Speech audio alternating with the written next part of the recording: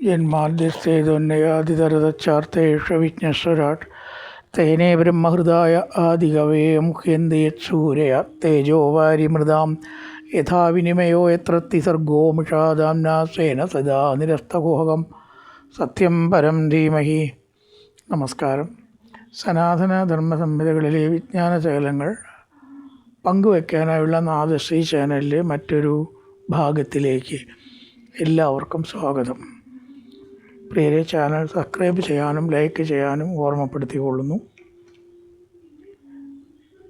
Subscribe ചെയ്തവർക്കും like ചെയ്തവർക്കും നന്ദി രേഖപ്പെടുത്തിക്കൊള്ളുന്നു. നിങ്ങളുടെ സഹകരണത്തിലാണ് ചാനലിൻ്റെ നിലനിൽപ്പ് എന്ന് പ്രത്യേകം ഓർമ്മപ്പെടുത്തിക്കൊള്ളുന്നു. ശ്രീമദ് ഭാഗവതത്തിൽ തൃതീയ സ്കന്ധം 11-ാം അധ്യായത്തിലെ കാലഗണന. ഇപ്പോൾ എന്താണെന്ന് വെച്ചാൽ, എന്ന രീതിയിൽ ഇത്ര മെട്രിക് അളവുകൾ കാണാപ്പാടം പഠിക്കേണ്ട ഒരു വിഷയമൊന്നുമല്ല. പണ്ടത്തെ കാലയളവ് കണക്കാക്കിയിരുന്ന വിധം അല്ലല്ലോ ഇന്ന്. അപ്പം ഇന്നിപ്പോൾ അതിന് പ്രസക്തി ഇല്ല. പക്ഷെ എന്തിനാണ് അത് പറഞ്ഞിരിക്കുന്നത്? അതിന് പ്രസക്തിയുണ്ട്. എന്തിനാണ്? കാലം എല്ലാറ്റിനെയും മാറ്റിമറിക്കുന്നു. ഒരു മഹാസംഭവമാണ് കാലം എന്ന് പഠിപ്പിക്കാനും മനസ്സിലാക്കാനും, പിന്നെ നമ്മുടെ കാലഗണന വളരെയധികം സൂക്ഷ്മവും വളരെയധികം മഹത്വം ആണ്. ഏറ്റവും ചെറിയ കാലയളവിലേക്ക് ഇനി അധികം പോകാൻ സാധിക്കില്ല. അതിലപ്പുറം എന്ന നിലയ്ക്കാണ് പരമാണു എന്ന കാലയളവ് എന്നും മന്വന്തരം എന്ന് പറഞ്ഞ യുഗങ്ങൾ ചേർന്ന മന്വന്തരങ്ങളും മനുക്കളുടെ ആയുസ് ചേർന്ന ബ്രഹ്മാവിൻ്റെ ആയുസ്സും എത്ര വലുതാണെന്ന് കണക്കാക്കിയ തീരില്ല. പെരുക്കി പെരുക്കി പെരുക്കി പെരുക്കി പെരുക്കി ഇൻറ്റു എന്നിട്ട് എത്ര വർഷമാണ് ബ്രഹ്മാവിൻ്റെ ആയുസ് എന്ന് പറഞ്ഞാൽ തീരില്ല. അപ്പോൾ ഏറ്റവും കീഴ്പ്പെട്ട് പോവാനും ഏറ്റവും മുകളിലേക്ക് മഹത്തായ ആ കാലയളവിലേക്ക് പോവാനും നമുക്ക് കഴിഞ്ഞിട്ടുണ്ട് എന്നാണ് ആകെ അതൊന്നും മനസ്സിലാക്കാനുള്ളത്. കാണാപ്പാടം പഠിക്കേണ്ട ആവശ്യമൊന്നുമില്ലല്ലോ. കാരണം ഈ ഫലം എന്ന് പറയുന്നതൊന്നുമില്ല. സ്വർണ്ണമാഷേ കൃതഛിദ്രം. എന്താണ് സ്വർണം? എത്ര സുവർണം? അതൊന്നും ഇപ്പോൾ അത്ര പ്രസക്തിയൊന്നുമില്ല, പറഞ്ഞു എന്ന് മാത്രം. അയനേ ചാഹനി പ്രാകുൽ വത്സരോ ദ്വാദശ സ്മൃത. ഒരു 2 അയനങ്ങൾ കൂടിയാൽ ഒരു ദിവസം. അങ്ങനെ രാത്രിയും പകലും അടങ്ങിയിട്ടുള്ള ഒരു മാസമാണ് അവർക്കൊരു ദിവസം. അപ്പോൾ നമ്മുടെ ഒരു വർഷം കഴിയുമ്പോൾ അവർക്ക് 12 ദിവസമേ ആവുള്ളൂ. 12 ദിവസങ്ങളാണ്. 24 അയനങ്ങളാണല്ലോ വരിക 6 മാസം കൂടുമ്പോൾ. 15 ദിവസം കൂടുമ്പോൾ. അപ്പോൾ ഒരു മാസത്തിൽ 2 അയനം 2 പക്ഷം വരും. 2 പക്ഷം വരും. അപ്പോൾ ഈ 2 പക്ഷം കൂടിയാലാണ് അത്രേ അവർക്ക് ഒരു ദിവസം. അപ്പോൾ 12 മാസം കൂടുമ്പോൾ 12 ദിവസം എന്നുള്ള കണക്കാണെന്നാണ് ലാസ്റ്റിൽ പറഞ്ഞു വെച്ചത്. അയനേ ച അഹനി പ്രാഹുർ. ഉത്തരായണം പകലും ദക്ഷിണായനൻ അഹം എന്ന് പറഞ്ഞാൽ പകൽ ആണ്. സപ്താഹം എന്ന് പറഞ്ഞാൽ പകലേ ഉള്ളൂ, രാത്രി സപ്താഹം ഇല്ല. ആര് ചെയ്താലും അത് തെറ്റാ. അയനേ ചാഹനി പ്രാഹുർ വത്സരോ ദ്വാദശ സ്മൃത. 12 ദിവസമാണ് അവരുടെ, നമ്മുടെ 12 ദിവസമാണ് അവരുടെ ഒരു വർഷം. സംവത്സര ശതം നൃണാം പരമായുർ നിരൂപിതം. മനുഷ്യ ആയുസ് ഒരു സംവത്സരം എന്ന് കണക്കാക്കപ്പെട്ടിരിക്കുന്നു.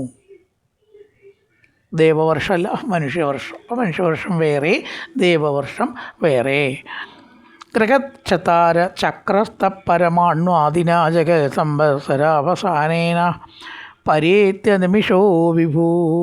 അവരാണ് ഗ്രഹക്ഷതാര ചക്രസ്ഥ.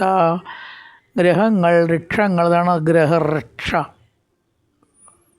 താരാപഥത്തിൽ നക്ഷത്രങ്ങളുടെ ഒരു വകഭേദമാണ് വൃക്ഷം. വൃക്ഷം എന്ന് പറഞ്ഞാൽ നക്ഷത്രം തന്നെ, പക്ഷെ അതിലൊരു വ്യത്യാസമുണ്ട് എന്നർത്ഥം. എല്ലാ നക്ഷത്രവും ഒരുപോലെ അല്ലല്ലോ. ഒരു വെറൈറ്റി ഓഫ് നക്ഷത്രം എന്ന് പറയുക ഋക്ഷം എന്നാണ് അതിന് പറയുക. ഋക്ഷം. ഗ്രഹങ്ങൾ, ഋക്ഷങ്ങൾ, താരങ്ങൾ. അപ്പോൾ നക്ഷത്രം വേറെ ഋക്ഷം വേറെ എങ്കിലും അവ ഒരു കാറ്റഗറിയിൽ പെട്ടതാണ്. അതാണ് ഋക്ഷങ്ങൾ, താരങ്ങൾ എന്നിവ അനിമിഷ വിഭു കണ്ണടയ്ക്കാത്ത ഭഗവാൻ സംവത്സരാവസാനേന സംവത്സരത്തിൻ്റെ അവസാനം കൊണ്ട് പരമാണ്വാദിന ആദിയായ കാലം കൊണ്ട് ലോകത്തെ ചുറ്റുന്നു. ഇത്രയും വലിയ മന്വന്തരങ്ങളും യുഗങ്ങളും ഭഗവാനെ സംബന്ധിച്ച് എത്രയോ ചെറുതാണ്. ഒരു നിമിഷത്തിൻ്റെ എത്രയോ, ഒരു സെക്കൻഡിൻ്റെ എത്രയോ അംശത്തിൽ ഒരെണ്ണമാണ് അത്രേ ഭഗവാൻ ഈ ലക്ഷക്കണക്കിന് കൊല്ലം ഭഗവാനെ ഒന്ന് കണ്ണടച്ച് തുറക്കണ സമയമേ ഉള്ളൂ എന്നാണ്. പരേത്യ നിമിഷോ വിഭു, കണ്ണടച്ച് തുറക്കുക നിമിഷോ. അപ്പം ഭഗവാൻ മാത്രം കാലാതീതനാണ് എന്നാണ് അതിൻ്റെ വിവക്ഷ. നമ്മളൊരിക്കലും കാലാതീതരല്ല. കുറച്ച് മുമ്പ് തല നരച്ചിട്ടില്ല, ഇപ്പം തല നരച്ചു, ഇപ്പം പല്ലുണ്ട്, കുറച്ച് കഴിഞ്ഞാൽ പല്ലുണ്ടാവില്ല. എന്തൊക്കെ മാറ്റങ്ങളും അവസാനം നമ്മളുണ്ടാവില്ല അല്ലേ. ഉണ്ട്, വളരുന്നു, പരിണാമം സംഭവിക്കുന്നു. പരിണാമം എന്ന് പറഞ്ഞാൽ മാറ്റമാണ്, വളർച്ച എന്ന് പറഞ്ഞാൽ വലുതാവുകയാണ്. രണ്ടും വ്യത്യാസമുണ്ട്. അപ്പോൾ വളരുന്നു, പരിണാമം സംഭവിക്കുന്നു, ക്ഷയിക്കുന്നു, രൂപമാറ്റം സംഭവിക്കുന്നു, ഇല്ല എന്നീ ഷഡ്ഭാവങ്ങൾ ഭഗവാനില്ല. നമുക്കേ ഉള്ളൂ അത്. ജനിക്കുന്നു എന്ന് പറഞ്ഞാൽ പിന്നെ ഉണ്ട് എന്ന അവസ്ഥയായി. ജനിക്കുന്നു എന്ന് പറഞ്ഞാൽ ജനനാവസ്ഥ, പിന്നെ ഉണ്ട് എന്ന് പറയാം. വളരുന്നു, അതുപോലെ തന്നെ പരിണാമം സംഭവിക്കുന്നു, ക്ഷയിക്കുന്നു, പിന്നെയോ ഇല്ല. അയാളിപ്പം ഇല്ല കേട്ടോ, അയാളൊക്കെ എന്നോ പോയിരിക്കണു. ഈ 6 അവസ്ഥയ്ക്കാണ് ഷഡ്ഭാവങ്ങൾ എന്ന് പറയുക. ഈ ഷഡ്ഭാവങ്ങൾക്ക് അതീതമാണ് ഭഗവാൻ. ഗുരുവായൂരപ്പനെ എന്നും ഇതുപോലെ തന്നെ അല്ലേ. നമ്മൾ കാണാൻ തുടങ്ങിയ മുതൽക്കും, നമ്മുടെ മുത്തശ്ശൻ കാണാൻ തുടങ്ങിയ മുതൽക്കും, അച്ഛൻ കാണാൻ തുടങ്ങിയ മുതൽക്കും ഗുരുവായൂരപ്പന് മാറ്റമില്ല. നമ്മൾ കാണുമ്പോൾ മാറ്റമില്ലാതിരിക്കട്ടെ. നമ്മുടെ പൂർവികന്മാരും എത്രയോ തലമുറ തൊഴുതിട്ടുണ്ട് ഗുരുവായൂരപ്പനൊക്കെ ഒരേപോലെ തന്നെയാണ്. അവിടെ വല്ല മാറ്റമുണ്ടോ വെച്ചാൽ യാതൊരു മാറ്റവും. അപ്പോൾ ഭഗവാൻ കാലാതീതനാണ്. സംവത്സര പരിവത്സര ഇടാവത്സരേവ ച 14 ശ്ലോകം. അനുവത്സരോ വത്സരച്ച വിദുര, സംബോധനയാണ് കേട്ടോ. വിദുര ഏവം പ്രഭാഷ്യതേ, വിദുര ഇപ്രകാരം പറയപ്പെടുന്നു. ഏവം പ്രതിപക്ഷതേ, വിദുര പ്ലസ് ഏവം, വിദുരേവം പ്രഭാഷ്യസേ. പലതരത്തിൽ കാലങ്ങൾ അല്ലെങ്കിൽ വർഷങ്ങളുണ്ട് കേട്ടോ. 365 ദിവസം കൂടുന്ന സംവത്സര വർഷമാണ് നമ്മുടെ സംവത്സരം എന്നുള്ളത് കൊണ്ട് അത് മാത്രമേ ഉള്ളൂ എന്ന് വിചാരിക്കേണ്ട. പരിവത്സരം, ഇടാവത്സരം, മനുവത്സരം, വത്സരം എന്നീ 5 രീതിയിൽ സൂര്യാദിഗതികളത് കൂടിയ ആദിത്യൻ ആ ചിറ്റിത്തിരിയലിനനുസരിച്ചിട്ട് വത്സരം വ്യത്യാസങ്ങളുണ്ട്. അപ്പോൾ സൂര്യാദിഗതി ഭേദങ്ങൾ ഈ നാമഭേദങ്ങൾക്ക് കാരണമായിരിക്കുന്നു എന്നാണ് പറയണത്. ആദിത്യൻ ചുറ്റിത്തിരിയുന്ന ഒരു കാലം, ശരിക്കും ആദിത്യനല്ല ചുറ്റിത്തിരിയണത്, ഭൂമിയാണ്. ഭൂമി മറ്റു ഗ്രഹങ്ങളും ആദിത്യനെ ചുറ്റിത്തിരിയുമ്പോൾ അതാത് ഗ്രഹത്തിലുള്ളവർക്ക് ആദിത്യൻ ചുറ്റുകയാണെന്ന് തോന്നൽ വരണതുകൊണ്ട് ആദിത്യൻ ചുറ്റണമെന്ന് പറയണു. അതിപ്പോൾ വലിയൊരു മണ്ടത്തരായിട്ട് ചിലർ പറയുന്നുണ്ടാവുന്നു. വേണ്ട, നമ്മളെ സംബന്ധിച്ച് സൂര്യൻ തന്നെ ചുറ്റണം അല്ലേ. കിഴക്കുദിക്കണ സൂര്യൻ 16 അസ്തമിക്കണം. അപ്പോൾ ആ ഒരു എന്താ പറയുക പ്രതീതിക്കനുസരിച്ചിട്ട് പറഞ്ഞു എന്നേ ഉള്ളൂ. അതുകൊണ്ട് സൂര്യൻ നിശ്ചലമായിട്ട് നിൽക്കുന്നു എന്ന് പണ്ടുള്ളവർക്ക് അറിയില്ല എന്നൊന്നും പറയണ്ട, അവർക്ക് അറിയുകയൊക്കെ ചെയ്യാം. ഭൂമിയാണ് തിരിയുന്നത് എന്നവർ പറഞ്ഞിട്ടില്ലേ, ഭൂമി ഗോളാകൃതിയാണെന്ന് അവർ പറഞ്ഞിട്ടില്ലേ. അങ്ങനെയൊക്കെയാണെന്ന് വെച്ചാൽ ഭൂമി ചുറ്റുണ്ട് എന്നവർക്ക് അറിയും. പക്ഷേ ഭൂമിയിലുള്ളവർക്ക് സൂര്യൻ ചുറ്റുന്നു എന്നുള്ള പ്രതീതി വെച്ച് സൂര്യൻ ചുറ്റുന്നു എന്ന് പറഞ്ഞു എന്നേ ഉള്ളൂ. അതൊരു മഹാപരാധമൊന്നുമല്ല. അപ്പോൾ ഭൂമിയെ സൂര്യൻ ഒരു പ്രാവശ്യം ചുറ്റുക, സൂര്യനെ ഭൂമി ഒരു പ്രാവശ്യം ചുറ്റുകയുണ്ടാവും. പ്രതീതി നോക്കുമ്പോൾ ഒന്ന് തന്നെയാണ്, തിരിയണത് ഭൂമി തന്നെയാണ് സത്യപ്രകാരം. അങ്ങനെ ഒരു വർഷം ഭൂമി സൂര്യനെ ചുറ്റാനെടുക്കുന്ന സമയത്തിനാണ് സംവത്സരം എന്ന് പറയുന്നത്. ഇങ്ങനെ 12 മാസം കഴിഞ്ഞാൽ അതിന് ഇടാവത്സരം എന്ന് പറയും.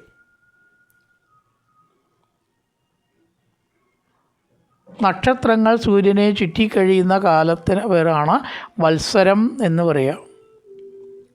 ഒരു വട്ടം ചുറ്റുവാൻ വേണ്ടി വരുന്ന കാലം പരിവത്സരം.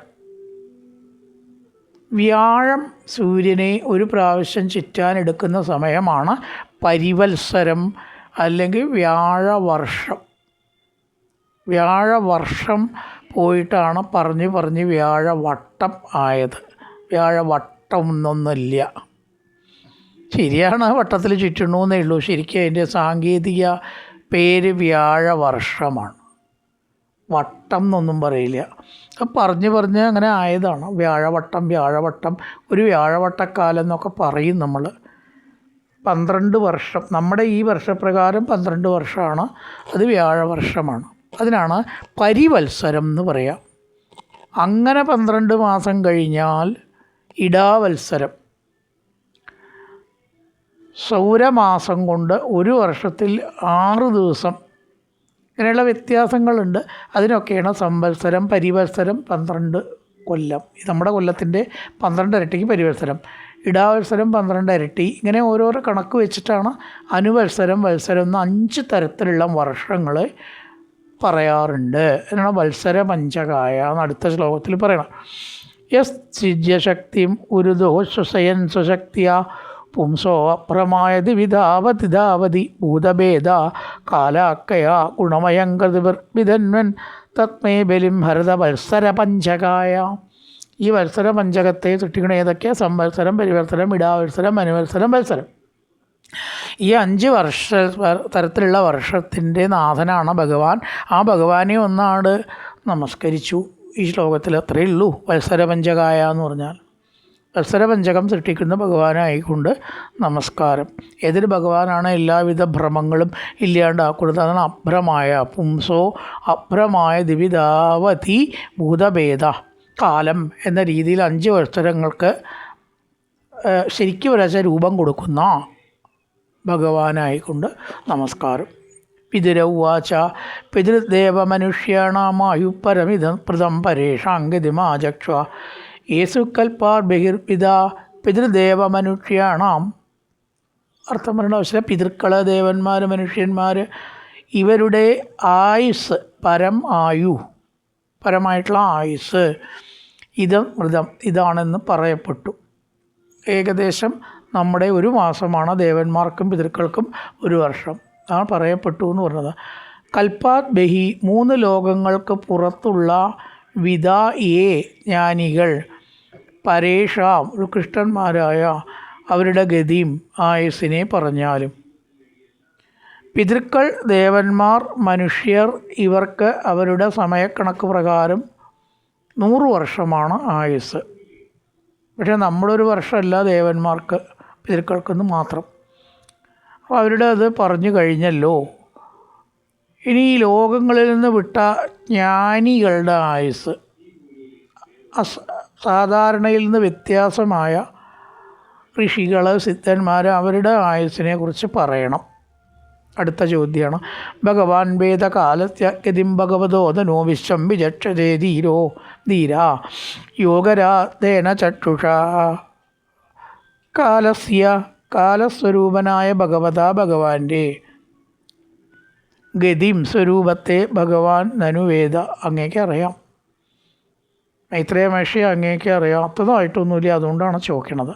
ഞങ്ങൾക്കും പറഞ്ഞു തരണം.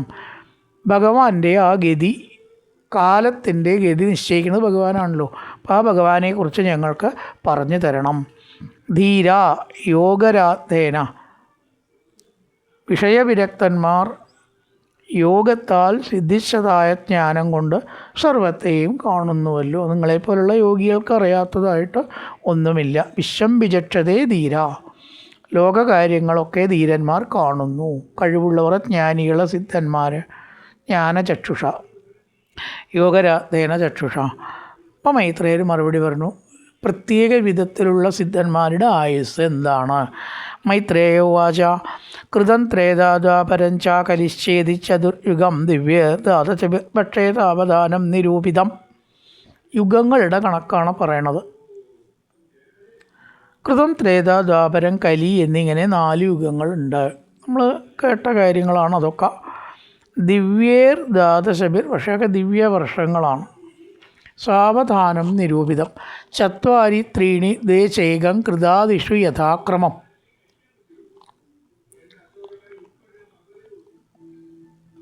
ത്രിലോകത്തിൽ നിന്നും ബഹിർഭൂതന്മാരായ ജ്ഞാനികളുടെ ആയുസ്സിൻ്റെ പരമാവധി പറയണമെങ്കിൽ ആദ്യം യുഗാദി കാലത്തിനെ കുറിച്ച് അറിയണം. ചതുർയുഗത്തെക്കുറിച്ച് അതിന് വേണ്ടിയിട്ടാണ് പറയണം. അനാദി ആയിട്ടുള്ള അസാധാരണമായ സിദ്ധി ജ്ഞാനം ഇത് ഉള്ളവരുടെ കാലം പറയാൻ വേണ്ടി അതിന് മുമ്പേ യുഗങ്ങളെ പറയുന്നു. ചത്വാരി ത്രീണി ദേശേകം, യുഗങ്ങൾ 4 തരത്തിൽ ഉണ്ട്. ചതുർയുഗം. കൃതാദിഷു യഥാക്രമം, കൃതാദി മുതൽക്ക് കൃതം, ത്രേത, ദ്വാപരം, കലി. സംഖ്യാതാനി സഹസ്രാണി ദ്വിഗുണാനി ശതാനി ച. 2ഉം 1000ങ്ങളും ഇരട്ടി 100കളും കൃതം മുതലായ യുഗങ്ങളിൽ നിർണയിക്കപ്പെട്ടിരിക്കുന്നു. ഒരുപാട് യുഗങ്ങളുണ്ട്. കൃതയുഗത്തിൽ 4000 വർഷം എന്നാണ് പറഞ്ഞിരിക്കുന്നത്. ആരംഭിക്കുന്നതും അവസാനിക്കുന്നതുമായ സന്ധ്യ ഇതിൽ പെടില്ല. ആ സന്ധ്യാംശം കൂട്ടിയാൽ 400ഉം 400ഉം 800 കൂടും. ഒരു സന്ധ്യ 400 കൊല്ലം. അപ്പം 4800 ദേവവർഷമാണ് കൃതയുഗം. 4000 വർഷവും 400 സന്ധ്യകളും കൂട്ടി 4800 ദേവവർഷമാണ് ഒരു കൃതയുഗം. നമ്മുടെ വർഷമല്ല, അതിന് 12 ഇരട്ടി കൂടും. ഇനി 400 വീതം സന്ധ്യ. ഇനി കൃതയുഗം കഴിഞ്ഞ് ത്രേതായുഗത്തിൽ 1000 യുഗം കഴിഞ്ഞ് 3000ആണ്. അപ്പോൾ അതിലും സന്ധ്യാവംശം ഉണ്ട്. അപ്പോൾ 3800. അതിൽ സന്ധ്യ 300 ഒക്കെ കുറയും. നേരത്തെ 400 സന്ധ്യാംശമെങ്കിൽ ത്രേതായുഗത്തിൽ 300 സന്ധ്യാംശം. അപ്പോൾ 2 സന്ധ്യ ഉണ്ട്, രാവിലെയും വൈകുന്നേരം. അപ്പോൾ 600 കൂടിയാൽ 3600 ദേവവർഷമാണ് ദ്വാപരയുഗം. ഇനി അടുത്തതോ കൃതം, ത്രേത, ത്രേതയുടെ കാര്യമാണ് പറഞ്ഞത്. പിന്നെ ദ്വാപരം, ദ്വാപരത്തിൽ 2000 വർഷമാണ്.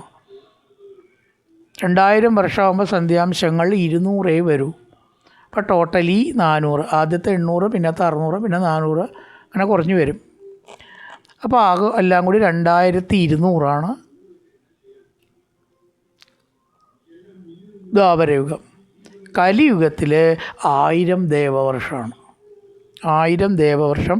2 സന്ധ്യാംശങ്ങൾ 100 ഉള്ളൂ. 100 + 100 200. 400 + 400 കൃതയുഗം.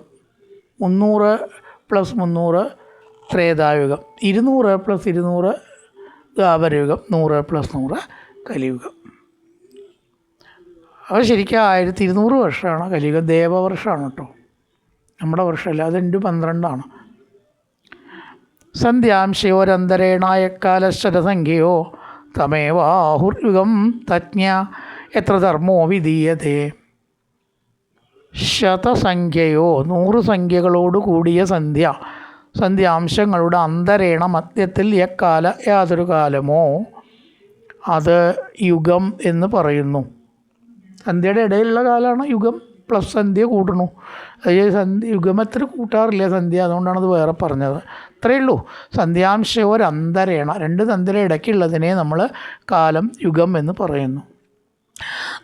ധർമ്മചതുഷ്പാൻ മനുജാൻ കൃതേ സമനുവർത്തതേ സ ഏവാന്യേഷു അധർമ്മേണ വേദി പാദേന വർത്തത. ലേശം വിരസമായിട്ടുള്ളൊരു വിഷയമാണ് കേട്ടോ ഈ അധ്യായം. ചതുഷ്പാദ ധർമ്മ, 4 പാദങ്ങളോട് കൂടിയ ധർമ്മം. കൃതയുഗത്തിൽ പൂർണ്ണമാണ്. സത്യം, ധർമ്മം, ദയ, ശൗചം. ഇതാണ് ധർമ്മത്തിൻ്റെ 4 പാദങ്ങൾ. സത്യം, ധർമ്മം, ദയ, ശൗചം. ഇത് 4ഉം കൃതയുഗത്തിൽ പൂർണ്ണമായിരിക്കും. ക്രമേണ അതിൽ ഓരോന്ന് കുറയും. സമനുവർത്തതേ സേവ അതുതന്നെ ധർമ്മം. അന്യയുഗങ്ങളിൽ വർത്തതാപാതേന വർദ്ധിക്കുന്ന പാദത്തോടുകൂടി ഈ ധർമ്മം ഇങ്ങനെ ചുരുങ്ങി വരും. കൃതത്തേക്കാൾ ദ്വാപരത്തിൽ ത്രേതയിൽ കുറവ്, ത്രേതയേക്കാൾ ദ്വാപരത്തിൽ കുറവ്, ദ്വാപരത്തേക്കാൾ കലിയിൽ കുറവ്, ഏറ്റവും കുറവ് കലിയിൽ. ധർമ്മം സത്യം, ധർമ്മം, ദയാ, ശൗചം എന്നീ 4 പാദങ്ങളുള്ള ധർമ്മത്തിന് പൂർണ്ണരൂപം കൃതയുഗത്തിൽ കാണും. കാൽഭാഗം കുറയും ത്രേതയിൽ, വീണ്ടും പര കുറയും ദ്വാപരത്തിൽ, ഒക്കെ കുറയും. കലിയുഗത്തിൽ പാദം ഉണ്ടാവും. കാൽഭാഗം ധർമ്മേത്രേ ഉണ്ടാവുള്ളൂ. സ ഏവ അന്യേഷു അധർമ്മേണ വേദിപാതേന വർത്തത എന്ന് പറഞ്ഞു. ത്രിലോക്യ യുഗസാഗത്രം ബഹിര ബ്രഹ്മണോദിനം താവത്തേവ നിശാതാതായ നിമീലേതി വിശ്വതൃ. ത്രിലോക്യ യുഗസാഗത്രം 3 ലോകത്തിലുള്ള 1000 യുഗം. ബഹിഹി ബ്രഹ്മണ ബ്രഹ്മലോകം വരെ ദിനം പകൽ തഥാ താവതി അത്ര തന്നെ രാത്രിയും ബ്രഹ്മാവ് കണ്ണടയ്ക്കുന്നു. 1000 ചതുർയുഗം കഴിയുമ്പോൾ ബ്രഹ്മാവിനൊരു കൃതാതേതം ദ്വാപരങ്കലി കൃതാതേതം ദ്വാപരങ്കലി എന്നിങ്ങനെ 1000 ചതുർയുഗം കഴിയുമ്പോൾ 1000 പ്രാവശ്യം ആവർത്തിക്കുമ്പോൾ ബ്രഹ്മാവിനൊരു പകൽ. അപ്പം അതേപോലെ തന്നെ ഇവൻ രാത്രി. ചതുർയുഗങ്ങൾ 2 പ്രാവശ്യം ആവർത്തിച്ചാൽ ബ്രഹ്മാവിനൊരു ദിവസം. 1 പ്രാവശ്യം ആവർത്തിച്ചാൽ പകൽ 1000 പ്രാവശ്യം, രണ്ടാമത്തെ 1000 ആവർത്തിച്ചാൽ രാത്രി.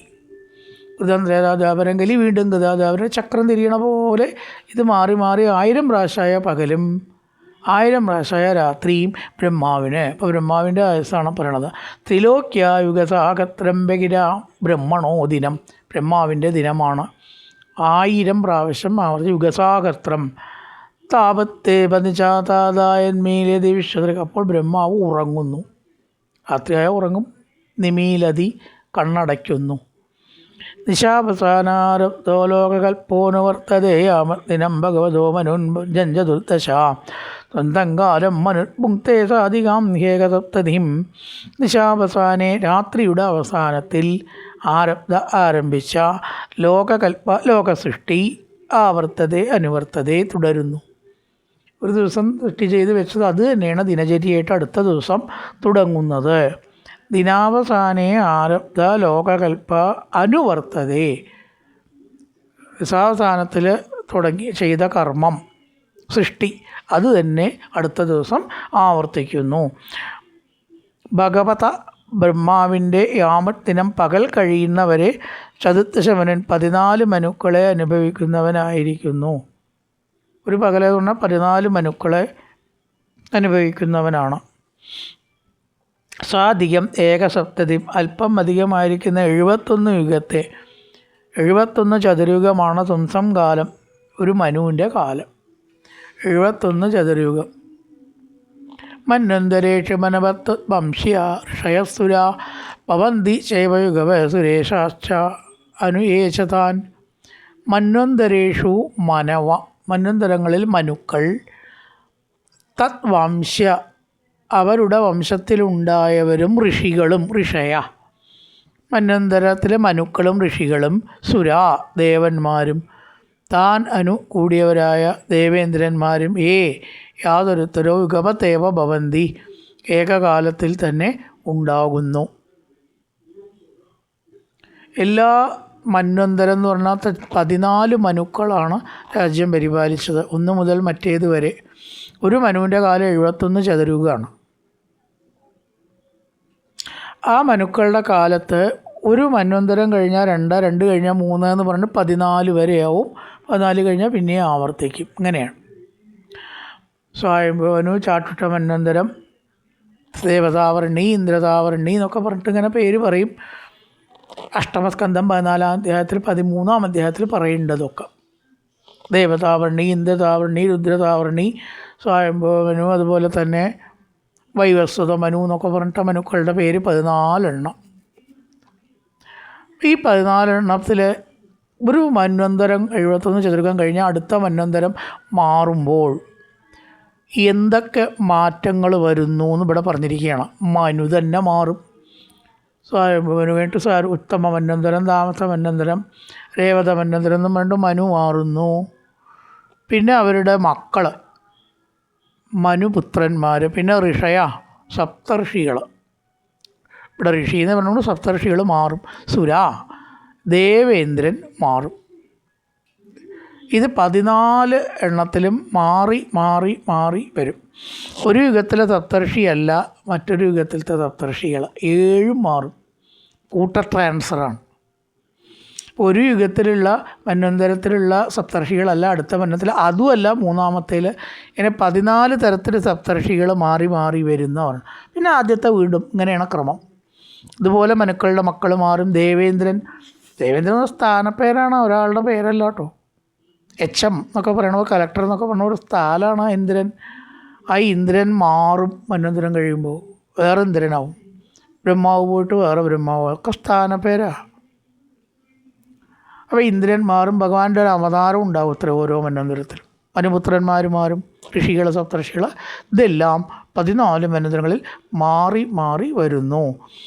മന്വന്തരേഷു മനവ തദ്വംശ ഋഷയ സുരാഹ ഭവന്തി ശിവഗോപ സുരേശൻ ദേവേന്ദ്രൻ അനുയേശതാൻ ഏഷ ദൈനംദിനർത്തർഗോ ബ്രഹ്മത്രൈലോക്യവർത്തന തിര്യങ് പിതൃദേവാനാം സംഭവോ എത്ര കർമ്മഭി.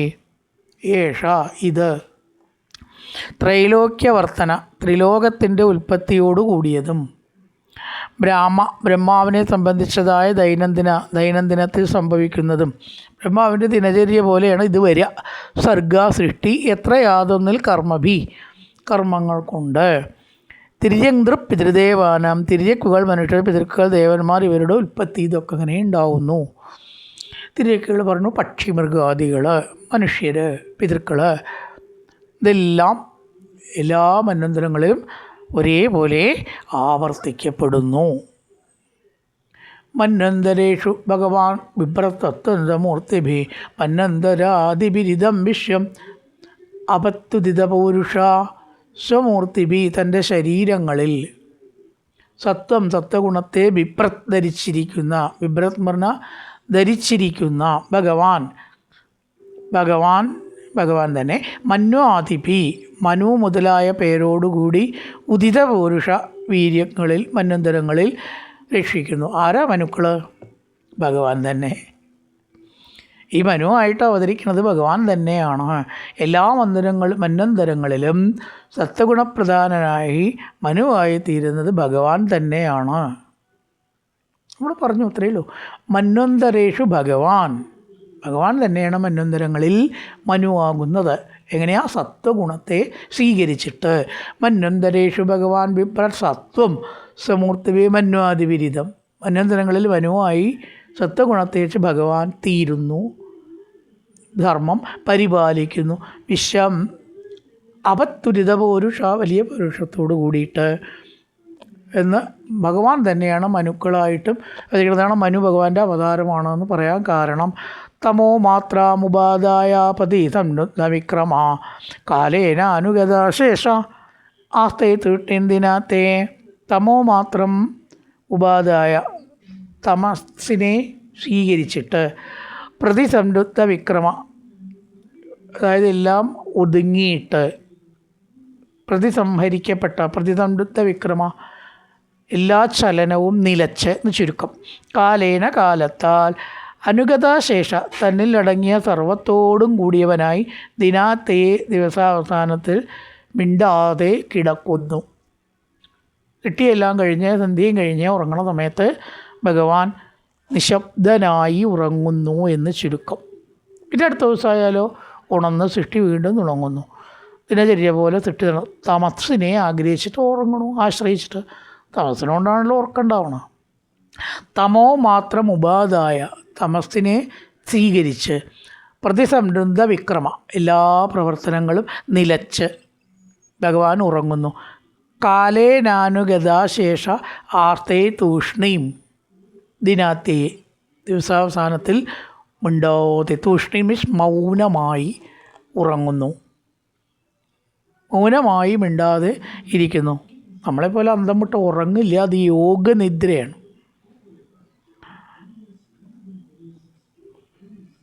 കായേന വാചാ മനസേന്ദ്രിയർവാ വാ പ്രകൃതി സ്വഭാവാ കരോതി യത്യർത്ഥകലം പരസ്മൈ നാരായണായേതി സമർപ്പയാമി.